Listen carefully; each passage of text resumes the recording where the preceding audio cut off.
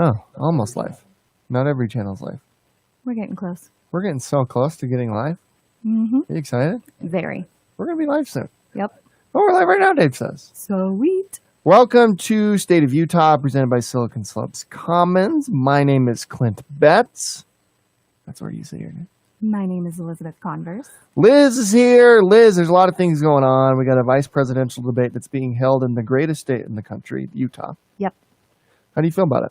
Nonplussed. You feeling good? You feel excited? What do you do? Like before a big debate, what do you do? I drink half a bottle of wine to make it, Pre-game. Yeah, well, You tailgate.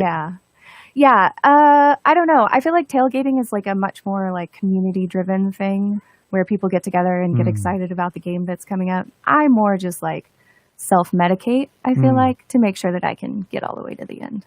Throw some hot dogs on the barbecue. Oh, yeah. Pull out some Diet Millers. Yeah, we're doing takeout and wine tonight. Yeah. Pre-debate.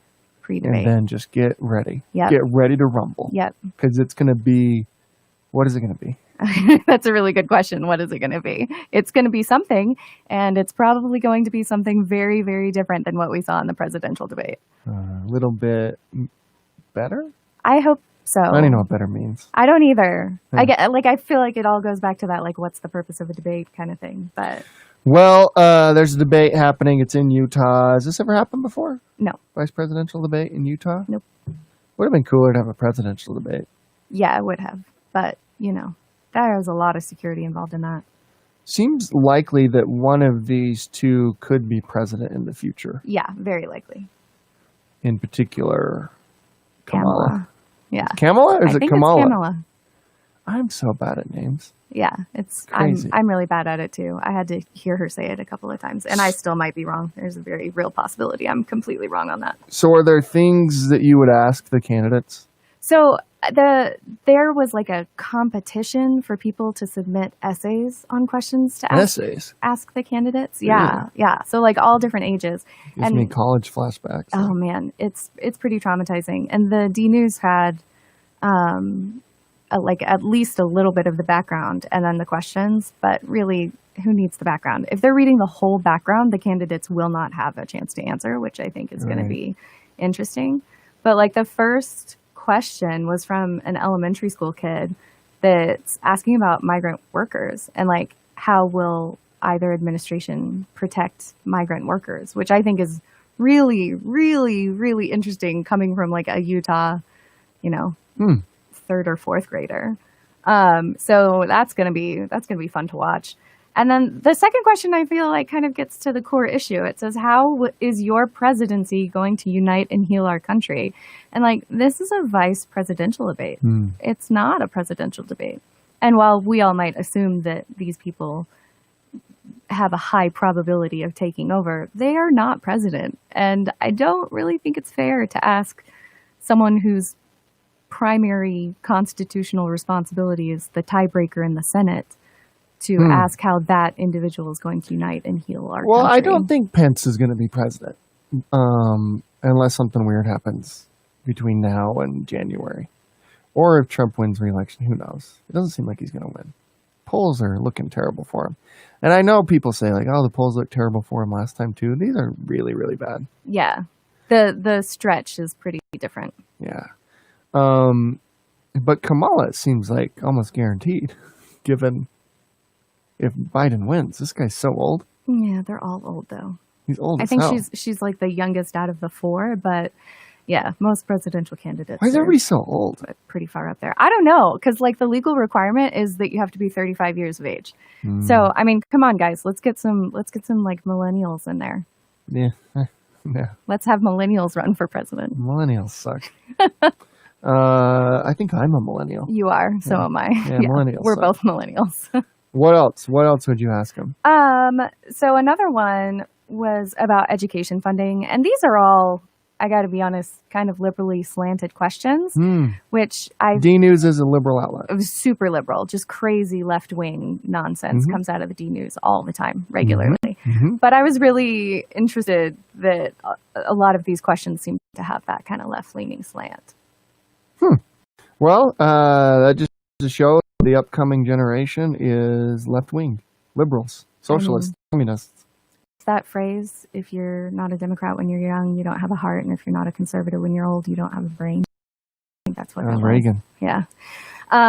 Yeah, so this vice presidential debate is going to be one for the books for sure. And I think specifically because currently our sitting president and the president who is currently running for re-election has the virus that has shut down the world. Has the old COVID-19. He definitely does. And for whatever reason, Mike Pence really didn't want to take the safety precautions that were Yeah, what's suggested. this plexiglass stuff? Yeah, so if you watch ESPN, it's all over ESPN. They have plexiglass separating all of their commentators, and it's just another safety precaution. So especially while they're not wearing masks, they can talk more I always just felt that was accurately. for show. Does that do anything? Yeah. Plexiglass? Yeah, it does. It stops spit. So like if there was plexiglass right in front of us right now, we might be able to How see. many times have I spit on you? Oh God, who knows? Damn it. These are I'm like sorry. moisture droplets that you can't We even need see. plexiglass in between here. Apparently we do. We definitely do. But yeah, so he was like, the vice president was super resistant to it, even though it was suggested by the people who are, putting on these debates. And so he finally acquiesced. But it's just kind of strange. The resistance to safety measures is kind of bizarre, in my opinion. What do you think? Yeah, that Trump getting COVID has been fascinating to watch. His whole hospital trip, Oh. the Marine One trips that we're seeing, the cool video he puts out, like, look at me leaving the hospital, and I took my mask off when I got to I don't care. It's all stupid. It's weird. It's It's just all bizarre. dumb. It's all so strange. It's all enabled by the media, which we're not going to talk about the media very much. I think we did that last time. Yeah. I can't talk about it all the time. I mean, I'm pretty sure you could talk about it all the time. If you could start your very own show just about critiquing the media. I think that would work out really well for you. Yeah, it's weird. So, vice presidential debate happening in Utah at the University of Utah campus. First time it's ever happened in Utah, according to Liz. I did not fact check that before. We don't fact check things here. It either happened before or didn't. Doesn't matter. It's happening tonight. And people are going to watch it, I assume. I would hope so. But my recommendation, don't watch it. Yeah, just come back next week. You've got Major League Baseball playoffs going on right now. My Dodgers took a 1-0 lead against the Padres. Nice. Things are looking up. And the Lakers won last night. Lakers won last night. One more for Kobe. Woot woot. Let's focus on the things that matter. Yeah. MLB playoffs, NBA finals. You've got football back in full swing. NFL's back in full swing. You've got college football coming back. Even the Utes are going to play, which they weren't at the beginning. So, focus on the things that matter. Who cares about this? Bring joy into your life. Yeah. We got BYU playing well. Now they've played just total crap opponents, but Zach Wilson looks good. How do you think Zach Wilson looks, Liz? I have no idea. I don't watch BYU. You know that. He knows that. He's being shameful right now. However, I was just told that my Oklahoma State Cowboys are doing pretty well. So I'm Old holding on to that. T-Boone Pickens team. Oh, yeah. Old T-Boone. Go Pokes. All right, so the debate's happening. Do it or don't. Who cares? Don't do it. Don't do it. All right, so what else are we talking about? We're talking about a poll that came out in the Salt Lake Tribune. Yeah, so there was a poll that we have a really interesting situation at the Salt Lake Tribune where there is a reporter who is hired specifically to write only about women's issues in the state of Utah, which I think is kind of a cool idea. And she's funded primarily by a grant, I believe. But so she's been doing articles for over a year now about the state of women in Utah. And this most recent one came out and found that there's not a lot of women in local office. So like city council, city managers, like town councils, that kind of stuff. But we have a decent rate at the state level, but we're kind of slipping up when you go a little bit lower. So 29.1% of leadership roles across Utah's 240 cities and town are women. Yep. There's 247 cities and towns in Utah. That's considerably lower than representation in county governments, which are at 42.5%, and state government, which is 39.3%. What does that mean? What does all this mean? More women need to run for lower offices. I think so. Yes, absolutely. Women should hold leadership positions. Why not? But my thing is nobody should really do it. Well, you're an anarchist. You just want to burn all government down to the ground.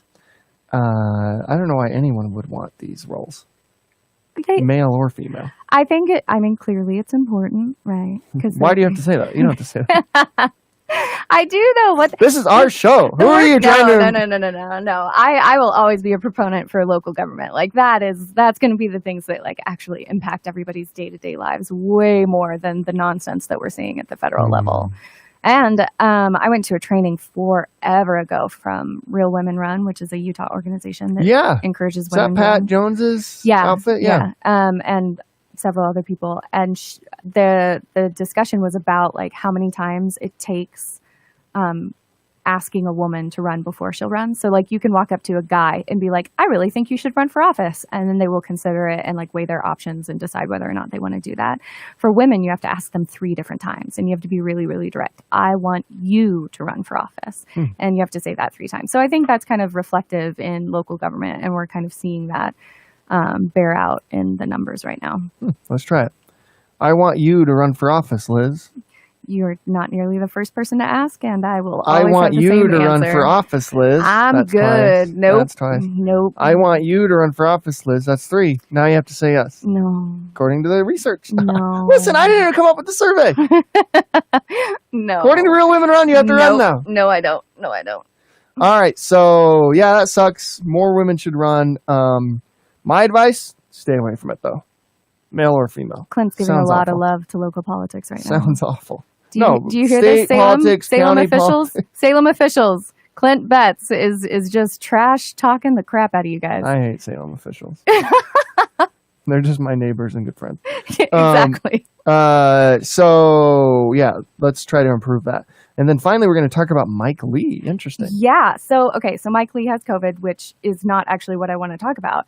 I want to talk about Mike Lee's attack of Netflix for this movie, Cuties. Cuties, I've heard that. Yeah. So to full disclosure, I've not watched it. My husband watched it yesterday, and he said that there were parts that definitely like felt icky to him, but that was intentional. Like you're supposed to be in a place where you're uncomfortable with what these girls are doing and what they're mimicking and what they're going through to kind of show how negatively social media is impacting young girls in the world today. So Mike Lee seems to think that it is just pedophilic propaganda, which comes from a very far right QAnon experience where somebody at some point said Netflix is part of that cabal that supports child pornography and child sex trafficking and all that jazz. And that's insane. But Mike Lee has decided, and I don't think he's seen the movie. Like there have been a couple interviews with him where he's straight up said that he hasn't seen the movie. Yeah, it sounds awful. Well, it won awards at Sundance, and like it's meant to explain the culture of what's going on right now in the world and like how it's impacting the next generation. Again, though, the MLB playoffs are on. You've got football. You've got NBA finals. I don't know how anyone's watching Cuties on Netflix. I'll let your supporters at Sundance know that you don't give a shit about them either. I know. I don't care about Sundance. That's true. No, but it's interesting because I feel like Senator Lee is like kind of making this his stand this year is this anti-child pornography, which is good, but directed at Netflix, which honestly seems like, I mean, Netflix is a pretty big target. It's really easy to hit a big target. It's less easy to actually prevent child sex trafficking. Yeah, our organization had Reed Hastings, the CEO of Netflix, here a couple of years ago. It didn't seem like he was into that type of stuff, but who knows? Yeah. I don't care. If Mike Lee is spreading the word around less pedophilia and child pornography, I don't care. Yeah. It's just, I'm fine with it. It's just, actually, I do care. I want him to do it. It's a little time consuming, I feel like. Yeah, I don't know anything about I try not to follow this, Cuties, like whatever's trending on Twitter, I just assume is not worth my time. I mean, that's a pretty good way of living. Yeah. But good for him. Are we proud of him or are we not proud of him? I don't know. I don't even know how to think of that. I think it's a waste of his time. Oh, okay. I think especially as somebody who he's battling COVID. Well, and he's about to suggest confirmation of a Supreme Court justice. I feel like he's got better things to do than like yell at Reed Hastings and Netflix about a movie he hasn't even seen. Reed seems like a good guy. He was really nice. Yeah. I mean, well, all right. Well, whatever. Mike Lee's up for re-election in 2022. I think so. Yeah. So he's probably okay. He's got a ways.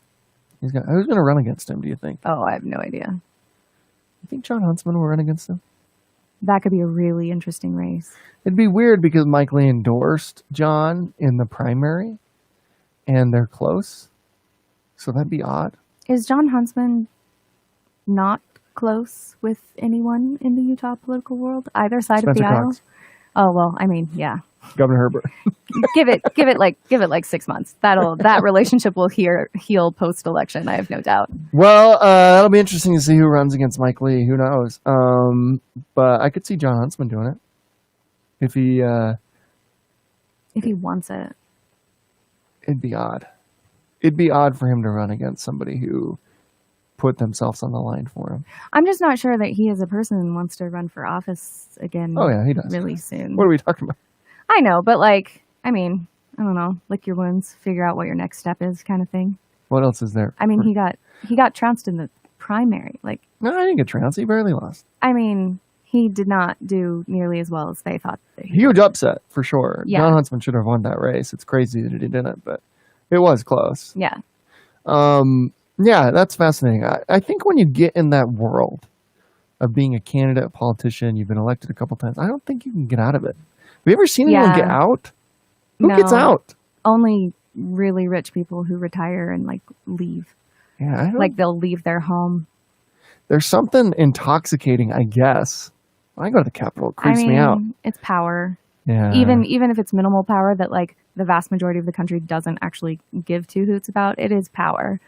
It's like people have never been outside or again watched the Major League Baseball playoffs or NFL. NBA playoffs. Yeah. NBA. I don't get why anyone would want power when you can just sit in front of a TV and watch Cuties on Netflix. Are you going to watch it? I probably will, yeah. I'm not going to. It sounds disgusting. I think you should. You have daughters. Sounds sick. It might help you further understand their day-to-day experience in the world of social media. One thing that I think is interesting, broader than whatever this movie is, there is going to be a big tech battle coming up soon. Oh, yeah. And Netflix will be a part of that. There already is one with Google. Yeah. Facebook's going to be there. There will be government versus big tech. And it is fascinating to see the way big tech is putting their stamp on the current election. You see these Facebook ads telling people to vote. Yeah. There must be something going on. Oh, I definitely think there's something going on. I think part of it is, hindsight's 2020, right? So a lot of these organizations did reviews within months of the 2016 election and realized what role, if any, they played in influencing voters or suppressing voters. And I think that's a really big issue. But again, these are platforms that people opt into and utilize as individuals. So it's really hard for me to hate on these companies in any way when in all reality, the vast majority of the negative things that are happening with these companies are people who refuse to do the research on their own. It's the click and share, click and share, click and share. Yeah, you had our president, the COVID guy, he sent out a tweet saying repeal Section 230, which is, I'm actually not super familiar with 230. I need to do more research on that. But it's basically what allows these tech companies to not get sued for defamation or things that are published on their platform. Yeah. So that'll be interesting. I'm not sure that I agree with that. I have to do more research on that. There is this interesting debate around whether or not these social media companies should just be classified as public utilities. Mm-hmm. I think that's fascinating. Again, I don't know where I stand on that. I don't do research. I just watch sports. I do lots of research. Yeah, so we should talk about that one of these days. Well, I think it's interesting. Media has specific regulations and social media does not. And I think just this week, there was a campaign ad against Congressman Ben McAdams that was pulled. It was created and paid for by a super PAC, not the Owens campaign at all. But it straight up lied. And so all of these media outlets had to pull this ad from their airwaves, which I think was the responsible thing to do. But social media is not at all held to that same standard.